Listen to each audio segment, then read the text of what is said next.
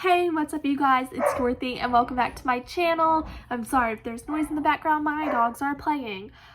In today's video we were going to go into part 3 of A Good Girl's Guide to Murder by Holly Jackson, so don't forget to give this video a big thumbs up, comment down below what you want to see in the future, click that subscribe button, and if you're willing to, turn on that notification bell so you get notified every time I post about this book or any other book that I plan on reading in the future.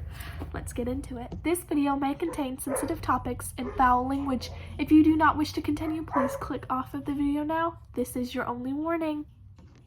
Alrighty, part 3 of chapter 20 to A Good Girl's Guide to Murder by Holly Jackson. Ravi yanked the door shut. He waited until the house was about 20 paces behind them before saying, "Well, that was fun. Thanks for the invite to my first blackmail." "Welcome," she said. "My first time too, but it worked. We found out that Andy had a second phone, Howie had complicated feelings for her, and Max Hastings has a taste for rehypnol. She unlocked her phone, just recovering those photos in case we need future Howie leverage." "Oh, fantastic," he said. "Can't wait. Maybe then I can add blackmail as a special skill to my resume."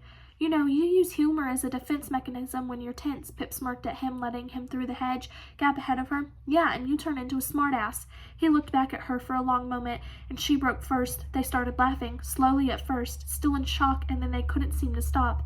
Pip's skin hummed with adrenaline as she fell into Robbie, eyes watering. Her stomach felt tight and sore in something else, a warm, fizzing feeling. The after-laugh sighs only set them off again. Pippa Fitz and Bowie, 10-4-19, Capstone Project Log, Entry 23. "I should really be concentrating on my application. The deadline for early decision is less than a month away. I've already filled in the common app letters of recommendation, are all sorted out, and the Columbia questions look easy enough. It's a personal essay I'm worried about. I've read through the prompts, but I have no idea what to say. The school counselor says to just be yourself, but how am I supposed to explain exactly who I am when I don't actually know? I'm good at homework, I guess I'm motivated, but is that what makes me me? I need to focus on something else before I drive myself crazy." So, Howie Bowers doesn't have an alibi for the night Andy disappeared. By his own admission, he was passed out drunk at his house. Without corroboration, this could be a total fabrication. He's an older guy, and Andy could have ruined him by turning him into the police for dealing. His relationship with Andy had criminal foundations, and judging by his defensiveness, possibly some sexual undertones. And her car, the car that police believe was driven with her body in the trunk, was found on his street.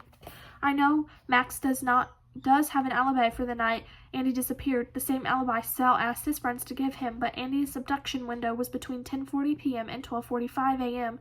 There's a possibility that Max could have worked with a later end of that time frame. His parents were away, Jake and Sal had left his house, and Millie and Naomi went to sleep in the spare room a bit before 12:30.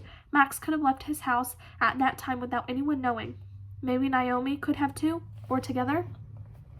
Max is a naked picture of a murder victim he claims he was never romantically involved with.